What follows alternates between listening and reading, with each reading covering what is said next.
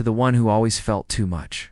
Too deep, too intense, too emotional, too spiritual, too awake, too aware. Too much for your family, too much for the church. Too much for your own skin some days. You've spent your life being told to shrink. Tone it down. Smile more. Stop crying. Don't take it so seriously. Don't carry it so heavy. Let me speak what they couldn't or wouldn't. You weren't made to go numb. You weren't built to play small. You weren't designed for shallow waters. You were wired for depth. You've walked into rooms and picked up atmospheres no one acknowledged. You've heard what wasn't said. You've cried for people who never gave you permission to care. You've carried grief in your body for things the world said weren't that serious. And when you asked, "Why do I feel this way?" no one had an answer. They told you to get over it, to move on, to give it to God and forget about it. As if you had any idea how to do that or where to even begin. You couldn't because you weren't made to look away. You were made to intercede, to stand in the gaps, to name the pain others pretend doesn't exist. That ache you carry, it's not dysfunction, it's intercession without a framework. It's the fire of a prophet still in disguise. It's the sensitivity of a shepherd without a flock. It's the burden of one who's been called, but not yet recognized. You've probably been labeled dramatic, overthinker, overfeeler, maybe even unstable. They tried to medicate your discernment. They tried to disciple your empathy into silence. They tried to theology your pain away with just trust God and God won't give you more than you can handle.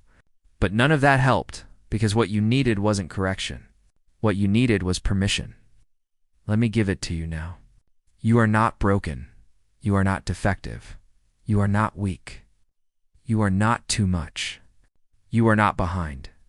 You are not off course. You are not a burden. You are sensitive on purpose. You are awake on purpose. You are burdened on purpose. You weren't called to blend in. You weren't born to numb out. You weren't assigned to fake peace while everything around you burned. You were called to feel it, to name it, to stand in it, and eventually to speak into it. That voice you've been silencing, that ache you've been hiding, that fire you've been calling a flaw, it's not a flaw. It's your anointing in disguise.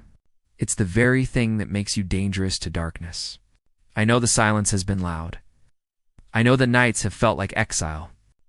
Like you were the only one who noticed, the only one who stayed, the only one who still felt. But listen to me, your exile wasn't rejection. It was refinement. It wasn't punishment. It was preparation. You weren't abandoned. You were set apart. And now it's time. You were called out loud. By name. Not in theory. Not in some spiritual someday. Now. It's time to stop apologizing for your sensitivity. It's time to stop hiding the way you see. It's time to stop calling your wiring a mistake, just because it didn't fit the system. You're not here to be digestible. You're not here to be convenient.